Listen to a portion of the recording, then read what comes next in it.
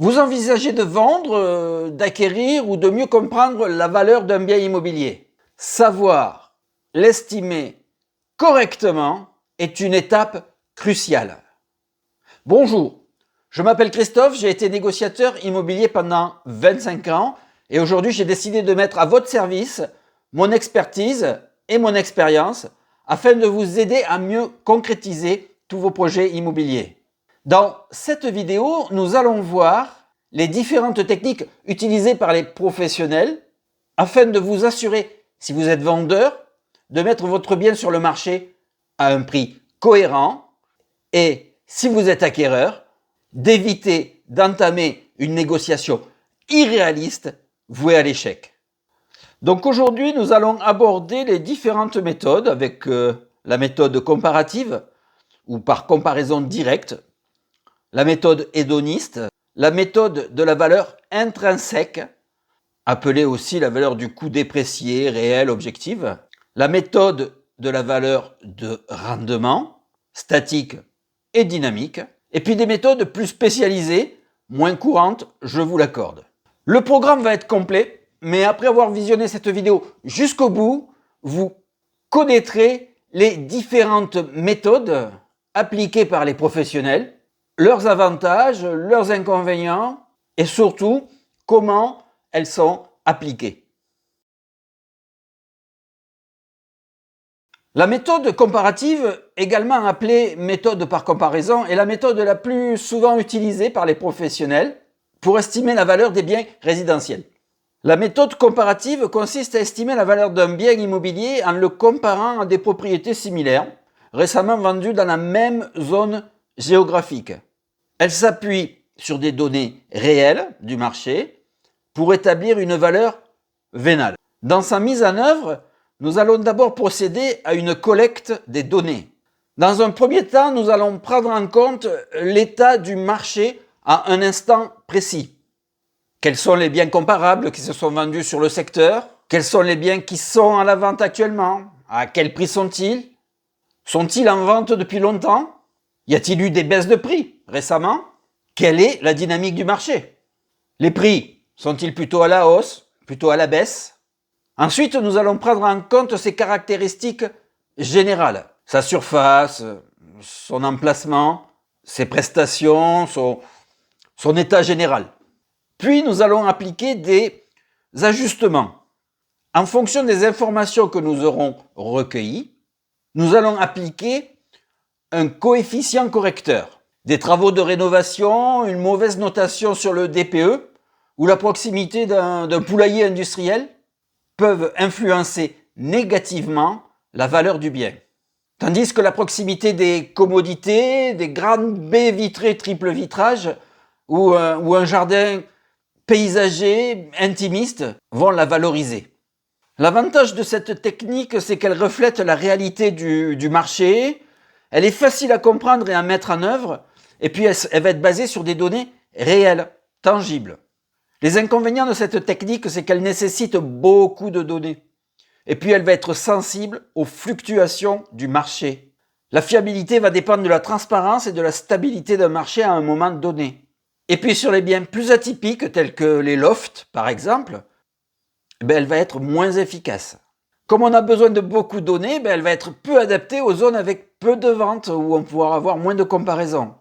Et puis les données publiques ne montrent pas toujours l'état du bien, ni son environnement d'ailleurs. Un bien avec un couloir d'aviation qui passe juste au-dessus va être fortement impacté par son environnement, alors que cette information n'apparaîtra pas forcément sur les données publiques. Mon astuce pour comparer directement avec les biens qui sont en concurrence au moment où vous effectuez votre opération immobilière, c'est d'utiliser les sites d'annonces en ligne tels que Le Bon Coin, Bien Ici ou PAP.fr. Vous allez pouvoir avoir aussi accès aux biens déjà vendus. Pour ce faire, vous pouvez utiliser un service en ligne. C'est une base de données disponible gratuitement. Et pour avoir une idée de l'historique d'un bien qui est toujours à la vente, depuis combien de temps il est à la vente, depuis combien de temps l'annonce paraît-elle, est-ce que les prix ont baissé? Vous avez des sites tels que castorus.com où vous pourrez voir l'ensemble des informations liées aux annonces qui sont en ligne. La méthode hédoniste.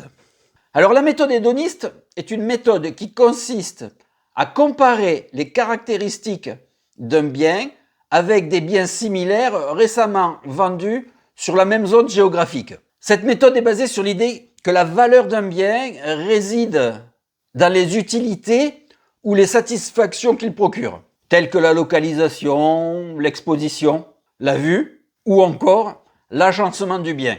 Pour être totalement honnête avec vous, pratiquement personne n'utilise cette méthode dans le milieu professionnel pour estimer la valeur d'un bien immobilier. Alors pour estimer la valeur hédoniste, plusieurs logiciels vont être utilisés pour établir la valeur des biens immobiliers. On trouve en Suisse Yazi, Sifi. C'est un des logiciels les plus utilisés par les institutions financières suisses pour l'octroi de prêts hypothécaires, par exemple. Il y a Wüest Partner, excusez-moi pour l'accent. C'est un logiciel qui propose des applications web comme Wüest Dimension, évaluation hédoniste ou Wüest Appraisal. Vous allez avoir Priceable, qui est mentionné comme l'une des options utilisées par les agences immobilières qui appliquent la méthode hédoniste.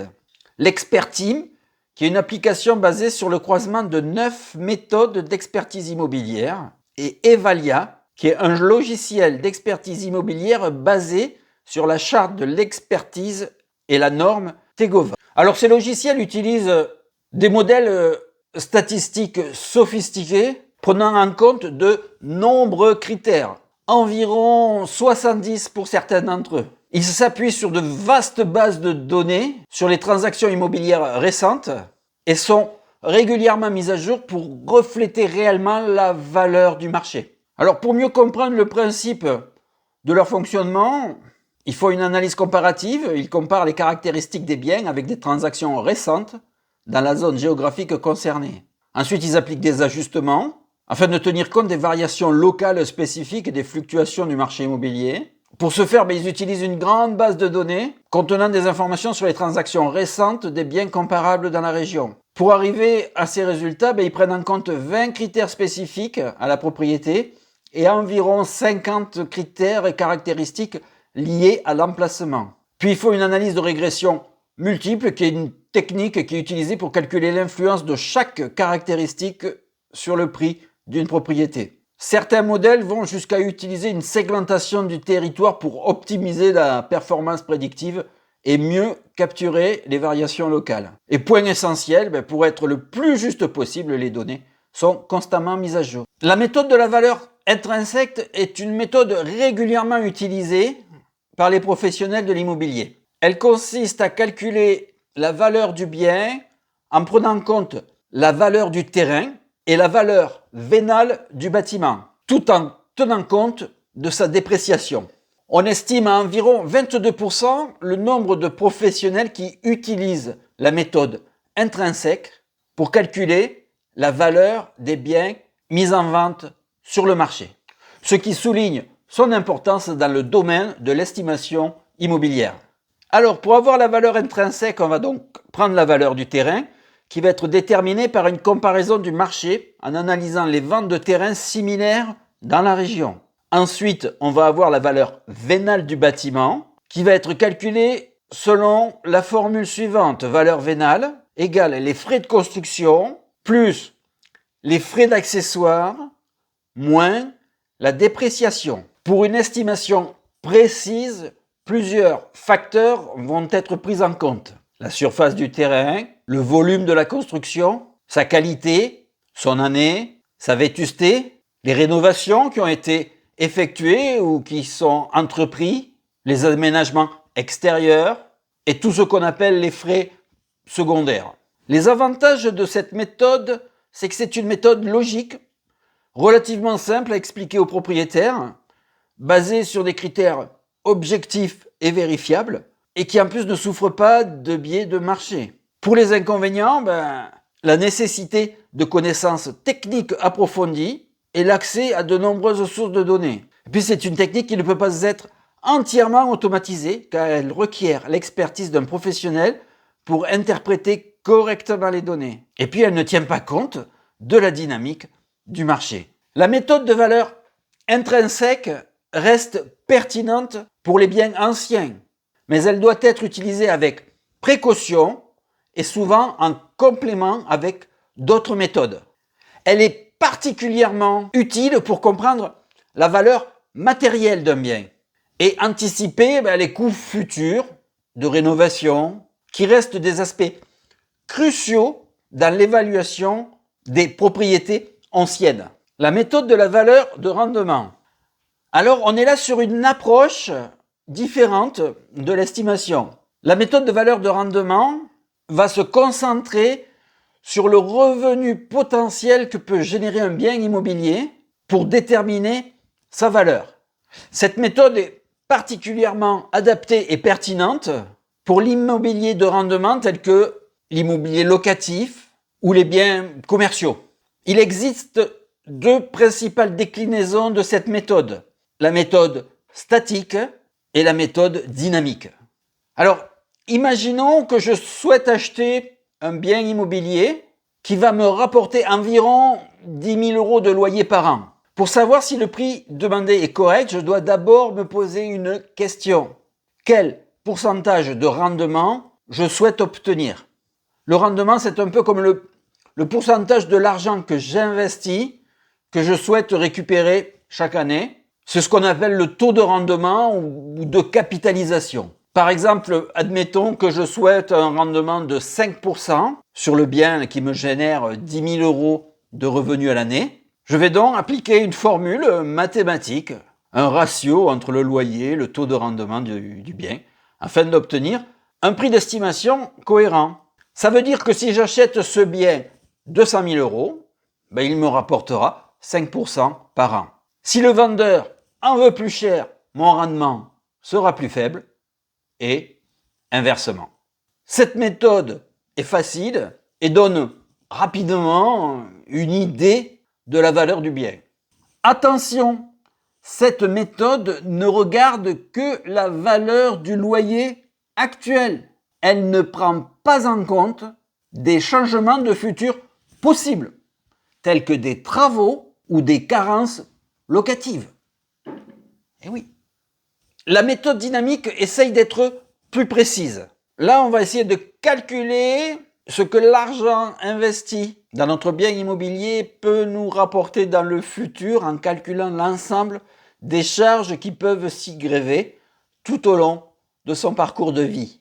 Pour faire une estimation avec cette méthode, il va vous falloir prévoir les loyers qui vont être encaissés chaque année pendant une certaine période, on va dire 10 ans, les dépenses que nous allons avoir, entretien, travaux divers, impôts, et la valeur à laquelle on pourrait éventuellement revendre le bien à la fin de cette période. Ensuite, on va utiliser des calculs financiers pour trouver la valeur actuelle de tous ces flux d'argent. Cette méthode est plus compliquée, mais elle est plus précise. Elle est souvent utilisée pour des biens plus complexes ou des visions à plus long terme. Il va être important de faire la différence entre le revenu brut, c'est-à-dire les loyers encaissés, et le revenu net, c'est-à-dire le reste des loyers que vous aurez après avoir réglé toutes vos charges financières.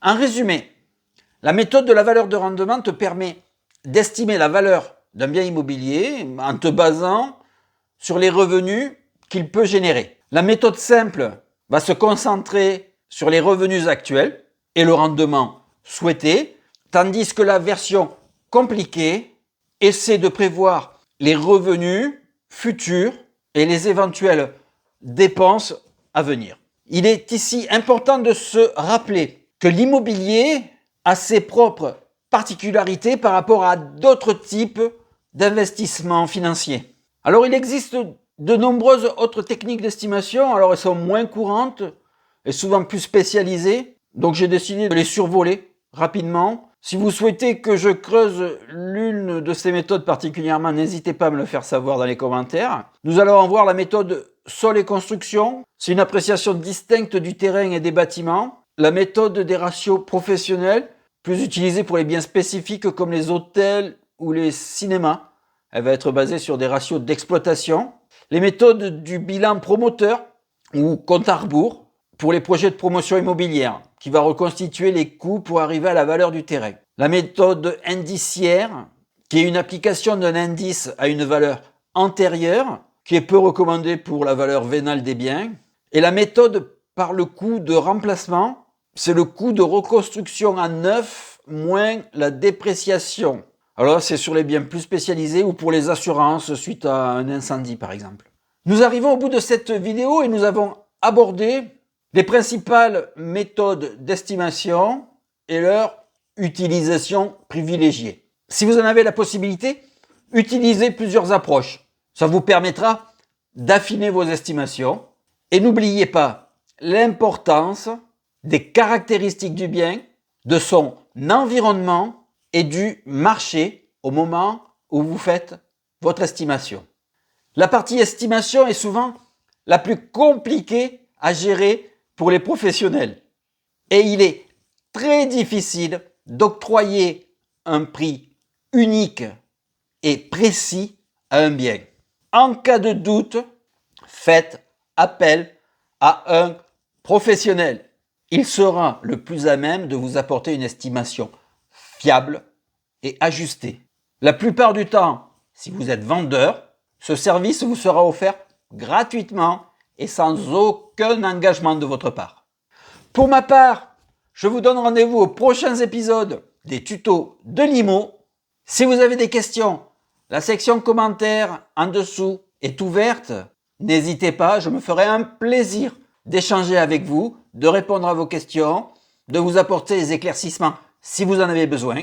Et bien sûr, si vous êtes toujours là, je compte sur vous pour cliquer sur le bouton like en dessous de la vidéo et aussi à vous abonner à cette chaîne pour prouver à l'algorithme de YouTube que les informations qui vous sont apportées sur cette chaîne sont pertinentes et de qualité. Merci à vous, belle journée à tous.